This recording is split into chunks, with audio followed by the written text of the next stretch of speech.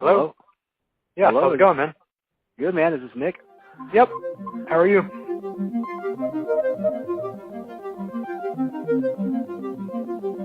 My girl's on the way home. I'm actually making dinner, so I apologize if there's a little bit of background noise. I'm actually going to throw a headset on so that I can speak to you a little bit hands-free.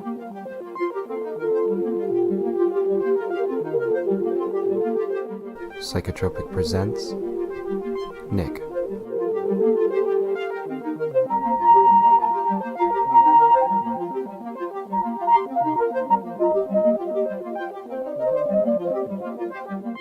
I grew up in Columbus. I was a very quote-unquote good kid. You know, I never did any drugs until I was like 19. I actually was very religious when I was younger. I grew up, like, my senior year of high school. I was the president of the Fellowship of Christian Athletes at my high school. I used to be involved with DARE when I was younger in high school, like my sophomore and junior year. I used to walk over, as part of the DARE program, they selected several of us to go over and, like, talk to middle school kids about, like, why you shouldn't do drugs. And it's sort of ironic now, you know. I mean, I'll be 38 this year, so I mean, I'm in this sort of transitionary point in my life where I'm not really old, but I'm also not young anymore either. And I kind of look back on that kind of stuff and laugh a little bit. I mean, the irony of somebody who's never done drugs going over and telling other people why they shouldn't do drugs is something that I just sort of chuckle at now, right? And so that was my experience growing up, is like, drugs are bad, right? That you know, you shouldn't do drugs. I mean, I was born in 1980, so I definitely went to school while, I mean, I'm sure they're still around, but I think that DARE was more in its heyday at that point. And so I was always raised that, you know, drugs are bad, stay away from drugs, they'll mess up your life. And then when I deconverted around 18 or 19, I thought, well, you know, I'll try. So my brother runs a concession stand at the Ohio State Fair every year, and I was working for him, and we were putting the stands together, which is like pretty backbreaking work. It's you know, pretty intense physical labor, and I had a long day working for him, and one of his friends was there, Mark, and Mark had a joint and was like, hey man, you want to smoke this joint? And I was like, you know, I don't know. And so I did. You know, I thought, fuck it. Like, I'd had a long day, and I really enjoyed it. It helped me relax, and, you know, felt really good after a day of hard work with, like, aching muscles and stuff like that. And then, I don't know, kind of from there, I mean, you know, I think a lot of people sort of laugh at the idea of weed as a gateway drug, but I mean, in my case, it kind of was. I went, and you know, I don't want to blame weed necessarily, because the reality is I probably would have tried other drugs had I not smoked weed when I was 19, just because I was, you know, kind of experiencing the things that I hadn't gotten to experience when a lot of people did in high school, that sort of experimentation phase. And I'm a musician, so I was in a band in my late teens, early 20s. And so I was around a lot of other musicians, which is, you know, pretty much known for a culture that has access to drugs, and that people are going to be experimenting with that kind of stuff. And so, I mean, I just kind of went hog wild in my early 20s, man. I went from never having done any drugs up until the age of 19 to, by the time I was 21, I had done, I mean, almost everything, probably except heroin. You know, I mean, like MDMA, meth, cocaine, not to like any great extent. Like, most of those I did like just a couple of times, and then decided that they weren't really for me. Like, I've smoked meth probably like 2 or 3 times in my life. I've done coke maybe like 3 or 4 times. I did do a lot of ecstasy though. I really enjoyed that scene. Like, I would go to raves and you know, go with friends and stuff, and we'd take a little bit of Molly with us, and just, you know, kind of dance all night and that sort of thing. And so, I don't know, I kind of went like you know, from one extreme to the other, right? Like, never having tried anything, and then went to, what is this? I'll try it.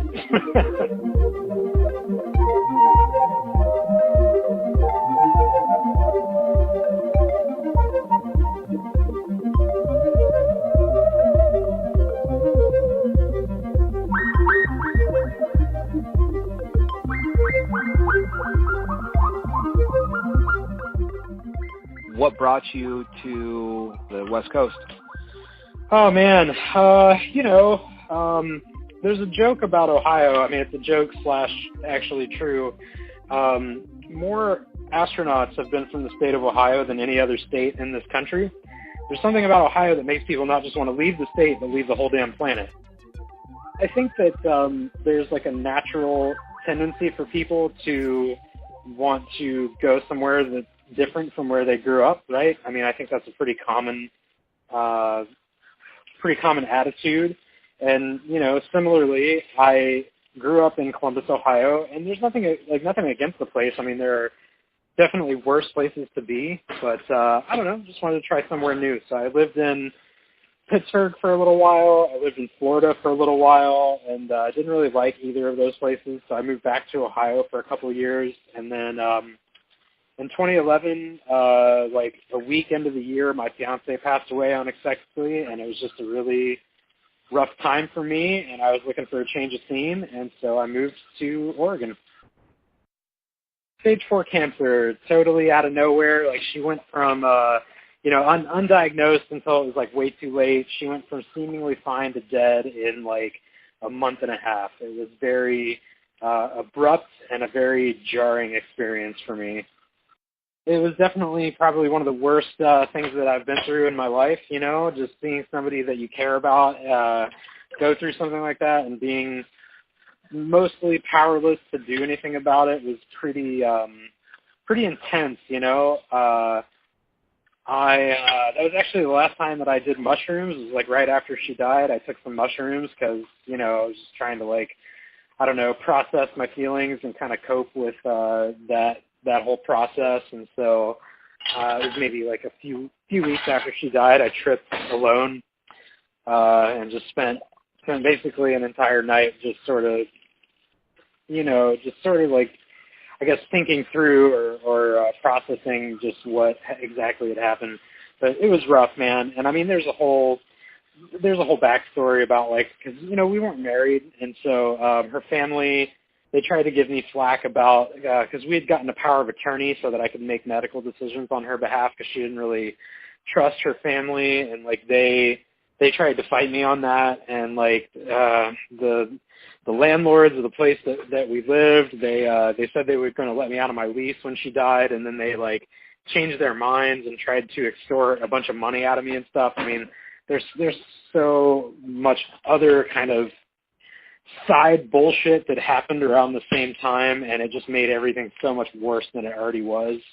It was a really difficult period of life for me, man. It was not something that I would ever wish on anyone, even my worst enemy. I don't think anybody really deserves to go through. Not to make it about me. I mean, she was a great lady, and it was, it was way worse for her because she died. And so, I mean, I don't mean to make it sound like that, oh, woe is me, because there were definitely people that had it worse than I did in that situation.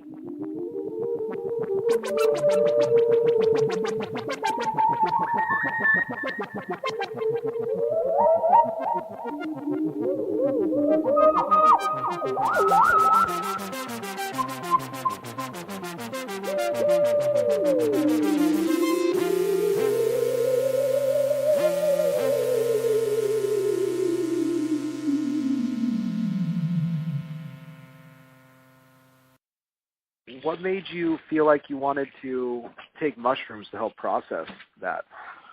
Well, it wasn't my first ride on that merry-go-round, I had done psychedelics before, LSD and mushrooms in the past.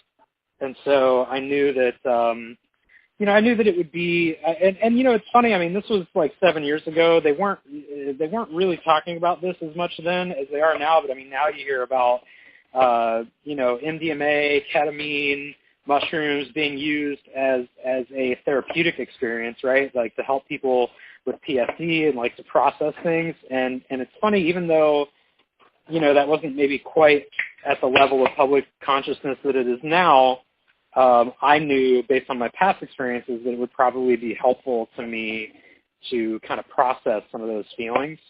And so, it was mainly just as a way to sort of step back and like step outside of myself and remember that, yeah, I had a bunch of shit going on at the time, but that it wasn't something that was gonna, end me, or like not that I, that I wouldn't be able to overcome it eventually, and just to sort of get a sense of perspective, I guess. I'm honestly, I'm not a huge proponent of drugs as a consciousness raiser, like I'm an atheist. I don't really have much in the way of supernatural beliefs. I don't think that drugs are like a gateway to like a higher plane of existence or understanding or anything like that.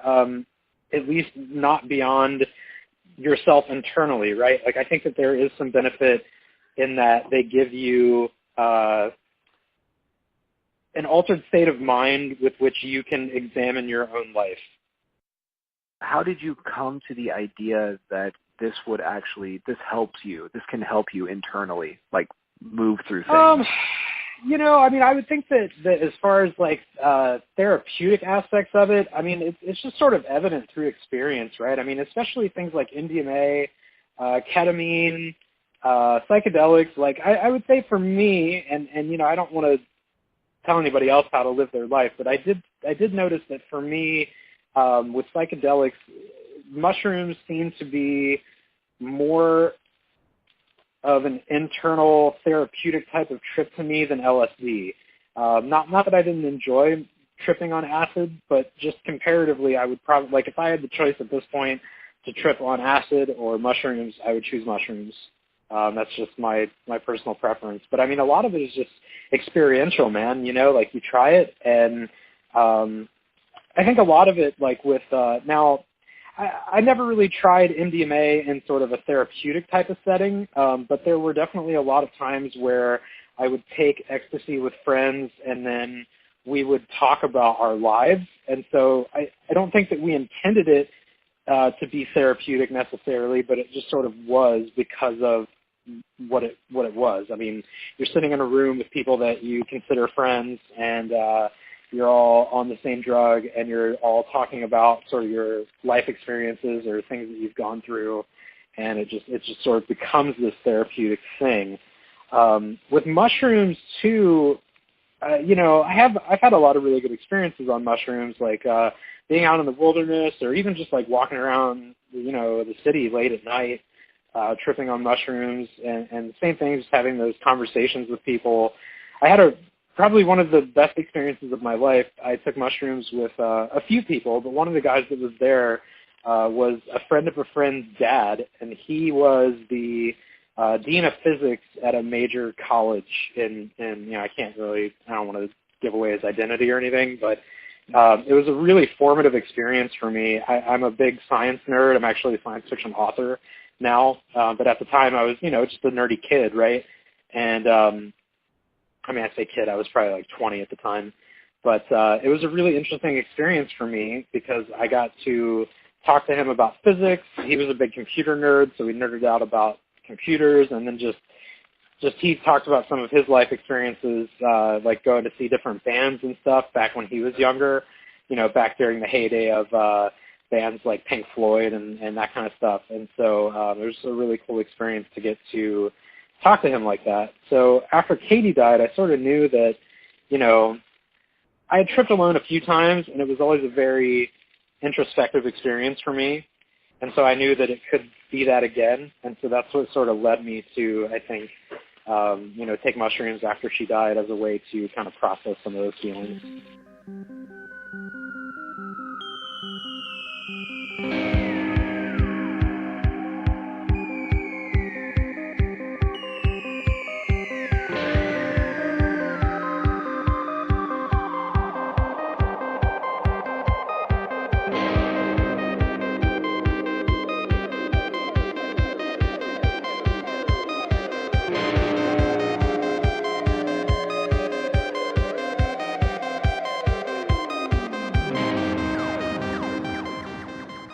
Describe one of these trips that you've had on mushrooms where there was introspection to be had, where you learned something.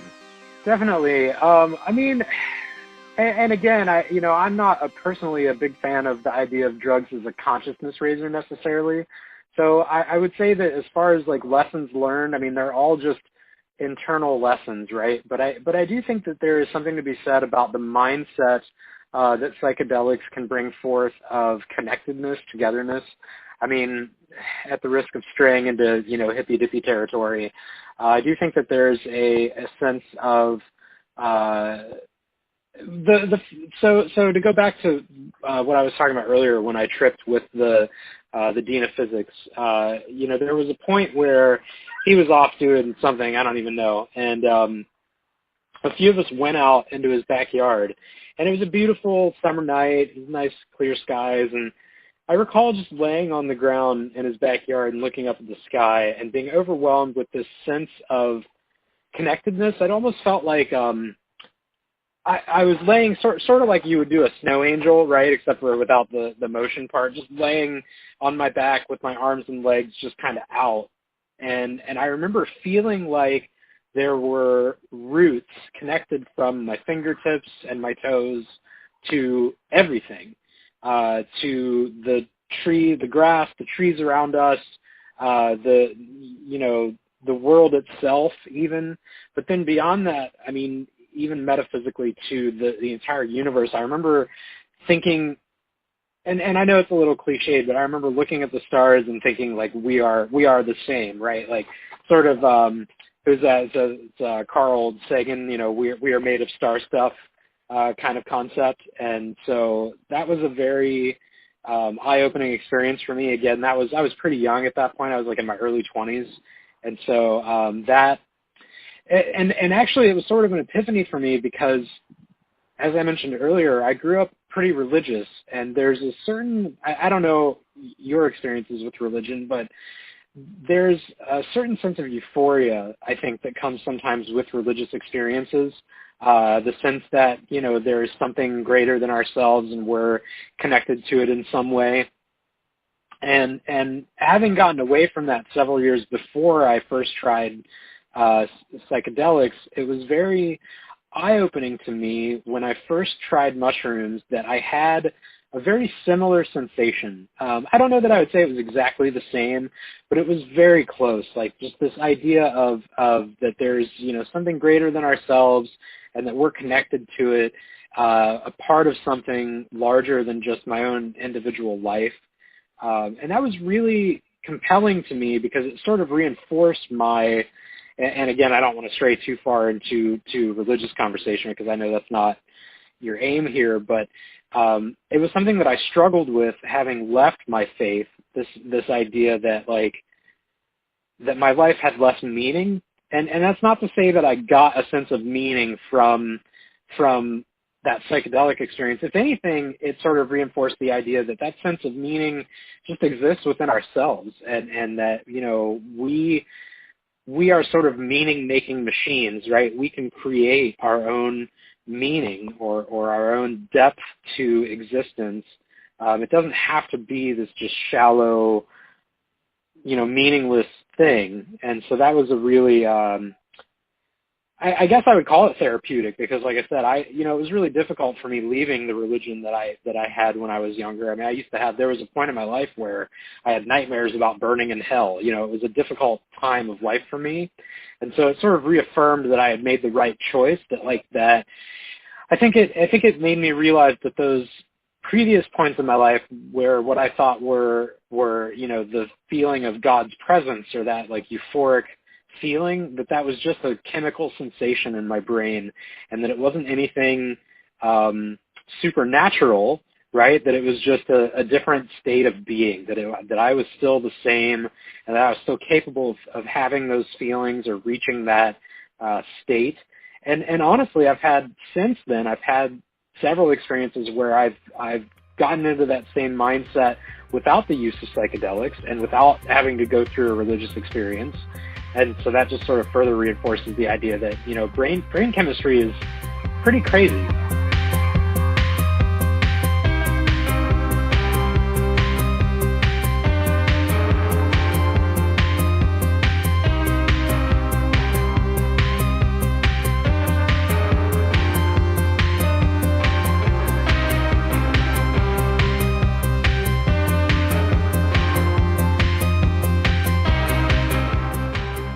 I do think, though, that it is different. There's, like I said, the feeling that I had that first time that I tripped and on subsequent experiences with psychedelics was similar to religious euphoria that I had experienced in the past, but not exactly the same. And so I would say that that is probably a similar thing, that you may think that it's the same. The reality is, though, that I think if you were to experience both of them, you would agree that there is just something different. And I don't even know that I could necessarily put into words what that difference is, because it's an experience. It's not something that you can necessarily quantify. And so I think that, that's probably what I would say to them is, like, if you don't feel like that you need to take psychedelics to reach that state, that's fine. Like you do you. I'm not gonna like force anybody to drop acid or to take mushrooms. And if you think that you're getting that similar or even the same, if that's what you think, that it's the same experience, who am I to tell you that it's not? I don't know what you're feeling, but as somebody who's experienced a few different types of altered consciousnesses, I can say that they're all different in their own way. And so I think without having that experience firsthand, it's difficult for you to say definitively that they're the same.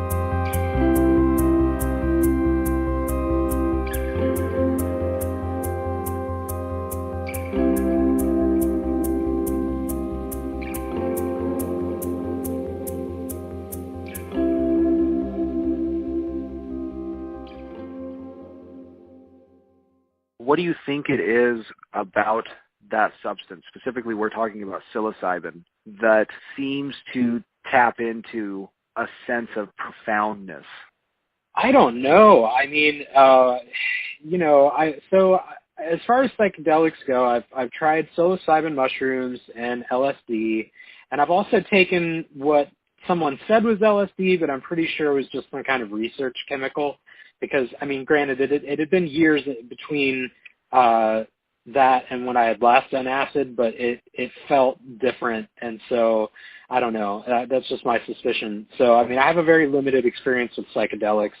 Honestly, I would love to try and get my hands on some, like, peyote or DMT. I've heard some interesting experiences that people have had with that kind of stuff, and I've always been kind of curious to try it. But I will say that, of what I've tried, it does seem like that psilocybin, compared to, say, acid, has more of a organic, I guess, for lack of a better term, feel to it. And there is a sense of connectedness and togetherness. And maybe part of it was just the people that I shared that experience with. But I've also done it alone. And there definitely was a similar sense of, togetherness, or this idea that everything's going to be okay. I think some of that might have to do with the person's mental state at the time when they take that trip. I definitely have struggled with depression before in my life, but I don't know that I've ever really taken a psychedelic when I'm dealing with really bad depression. I mean, there was the time after Katie passed away, but even that, I mean, I was in, barring the major trauma that I had gone through, I was handling it pretty well. I wasn't, I was still going to work, and like I was still getting my bills paid and like living my life and just kind of powering through it, I guess. So I think that part of it may just have to do with the person's mental state at the time. But I think there is something to that there's, it almost is like a religious experience. And I know even, peyote and DMT have been likened to religious experiences as well. I haven't really tried those, so I can't speak to how similar they are. But I think that there is something about psilocybin that it does inspire this sense of awe that is, euphoric, and it's similar to that religious feeling of that there are things greater than yourself. As far as what causes that, I have no idea, man. I mean, I think that it could be different for each person. Maybe not everybody feels that way, but I do think that seems to be somewhat of a common thread. I've read a lot of trip reports from people that have taken mushrooms, and that's a kind of a recurring theme, right? This idea that, that I had this overwhelming sense of togetherness and that sort of thing. maybe there is something supernatural to it. I don't know. I will say that coming from my background, I used to think that I had it all figured out. When I was 17 years old, I thought that I knew the answers to the greatest questions that have plagued mankind since we could ask questions. And now, from my perspective, I think that if there's one thing I've learned, it's that I know very little. And so maybe there is something to that there is a metaphysical aspect. I don't know. I do know, though, that there's, I think, enough people who have experienced that same thing that, you can reasonably say that if you take mushrooms, you are likely to experience that same sense of connectedness, euphoria. It's a good likelihood anyway. We kind of started this whole thing off with you talking about after your fiance passed, you decided that you were going to take a mushroom trip to try to kind of do some internal work. Could you describe what the mindset leading up to that, like your decision to do that, and then talk about the trip, and if you're open, talk about what you came to, what you decided upon afterwards. Yeah, definitely.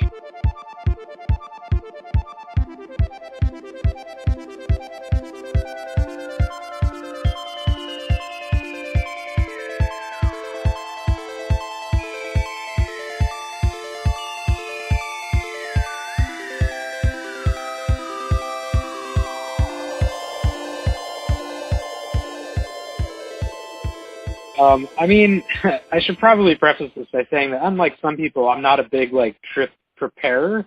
It was kind of on a whim. I had a friend that got a hold of some mushrooms and, obviously knew that I was going through some stuff, and he called me up and asked if I wanted some mushrooms. I said, yeah, sure, why not? I lived alone at the time. Well, I mean, Katie and I had lived together, and so when she died, I then lived alone. And so my friend offered to trip with me, but I said, I think I'm going to hang on to him. So I didn't do him right away. I kept him for a few days, I think it was, and honestly, it's been 7 years at this point, so the exact timeline is escaping me a little bit, but I want to say that it was within that same week after I got them, and it was kind of late at night. It was a weekend night. It was I can't remember if it was a Friday or a Saturday, but I remember that I didn't have to work the next morning, and at the time I worked Monday through Friday, so I'm guessing it was a Friday. It was either a Friday or a Saturday, or it was some kind of holiday, possibly. And it was about a month after Katie had passed away, so it was probably February. And, typical chilly Ohio night. And so I took the mushrooms, and I spent a little bit of time just kind of hanging out with my cats and my dog, just petting them and just thinking about, at the time my dog was just a puppy. He was pretty young, maybe 3-4 months old at that point, and so he was still pretty needy and needed to go outside a lot. So I went outside with him a couple of times and just sort of reveled in the crisp winter air, just sort of watching my breath as it left my body and thinking about just the that kind of transition, watching my breath dissipate into the air. I always loved that about living in Ohio. I hated the cold winters, but I love seeing my breath, and I love watching it sort of, dissipate into the air after I exhale. And I just spent a lot of time thinking about, what I had gone through. I remember throwing up, which is pretty common for me. I can only think of maybe once or twice out of the times that I've tripped on mushrooms where I haven't thrown up. Never threw up on acid, but almost always throw up on mushrooms. And so I threw up, and I don't remember why, but I just remember finding it hilarious. I'm sitting on the floor in my bathroom a month after my fiance died of stage 4 cancer, tripping on mushrooms. I had just thrown up, and I'm literally sitting in front of the toilet, and I just start laughing, and deep belly laughs. It was very, I think it was just the absurdity of it, And so after that, after I threw up, I was my dinner was gone, and so I was a little hungry. And so I thought, well, I'm going to walk down to, there was a gas station just maybe 2 blocks from my house. It was a, cold February night, but not super cold like it can get in Ohio. It was probably 30, so it was chilly, but not you're not going to die if you walk a couple of blocks kind of thing. And I remember I walked down there in shorts, actually. I don't know why, but I had shorts on and I didn't feel like putting pants on. So I thought, well, I'll just walk down there in this. And I remember, again, just sort of like this feeling of absurdity as I'm walking down there, of just like how weird and random life can be. That I thought that I had, the next several years of my life planned out with Katie. We had just recently gotten engaged. We were talking about like what date we wanted to set for our wedding, and we were planning on having kids. And it had been quite a whirlwind. Like I mentioned to you earlier, she was diagnosed very late in the process of stage 4 cancer, and she went from seemingly fine to dead in about a month and a half. But in that time, there was just sort of one road bump after another, right? Like when they found out that it was cancer, it was uterine cancer, and they said, well, we're going to have to, you're going to have a hysterectomy. And so that was a big blow to us. Like, we wanted to have kids, and so that was something that we had to come to terms with. She was just devastated by that news, that we weren't going to be able to have biological children. And, we talked about it a lot, and I say we can adopt, no problem, and so we kind of went through that whole thing, and then she died. So, like, I mean, my life had gone very, very south, very fast. Like, I went from, like, planning to have a kid with this lady to, like, well, we'll plan to adopt. And now I'm like, now she's dead, and so what do I do now, And so I'm walking down to this gas station, I was thinking about how absurd life can be, and it gets better when I get to the gas station, because I walk up to the gas station, and there's no cars at the pump. There's one car in the parking lot, parked right next to the gas station, and it's a giant white pickup truck. And it's got a bunch of like right-wing religious bumper stickers on it, and it's got a giant decal across the front windshield that says "God Bless America." And I just lost it, man. I'm like chuckling to myself, trying not to like just start cackling in public, because I mean, there's nobody around really. It's probably like 2, 3 in the morning at this point. There's nobody around, but still, I don't want to be, walking through a gas station parking lot at 2 in the morning, cackling like a maniac. I feel like that might draw some undue attention to myself, right? And so I go in, and I take one look at the guy behind the counter, and I'm positive that I know that it's his truck. And I'm like trying not to look at him, because I know that if I look at him, I'm just gonna start cracking up laughing. And so I get like a soda and I don't know, like a bag of chips or something. I don't always make the best food decisions, especially when I'm on some kind of substance. And so I just got a bunch of junk food basically at the gas station. I think I got like a Gatorade. I thought, got to replenish those electrolytes. And I go to check out, and I'm trying my best again not to look at this guy. And I look at him, and I feel like that I'm having a hard time keeping, like I lock eyes with him, but then my eyes feel like they're like kind of jumping around a little bit, kind of twitchy, I guess is probably the best way to describe it. And I get super paranoid all of a sudden that he knows that I'm tripping, or at least like knows that I'm on drugs. And so I just pay really quickly and then leave, and I sort of like half jog back to my place. Again, not really sure why looking back on it, but at the time I was convinced that somebody knew that I was tripping, and so I had to like get back to the safety of my home.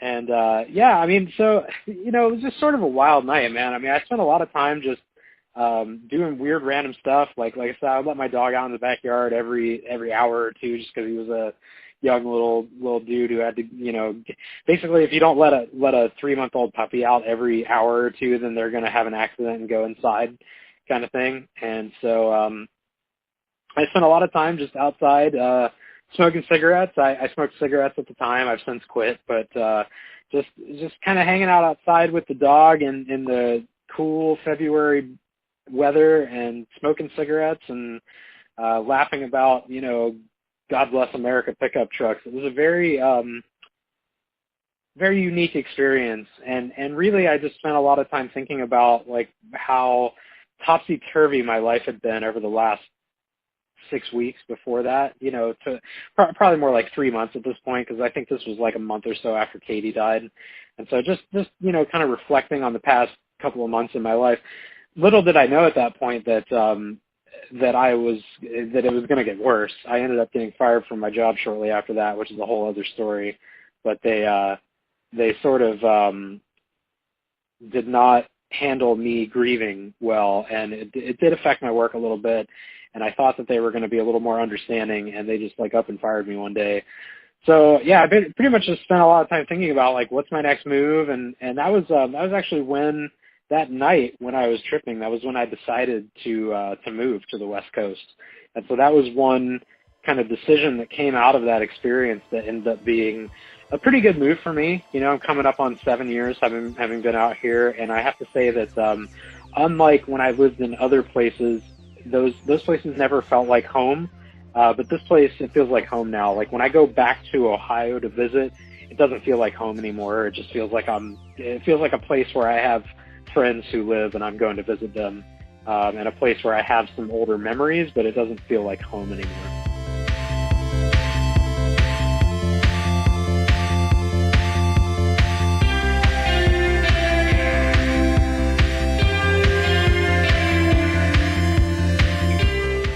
Kind of a long rambling answer there. I tend to ramble sometimes.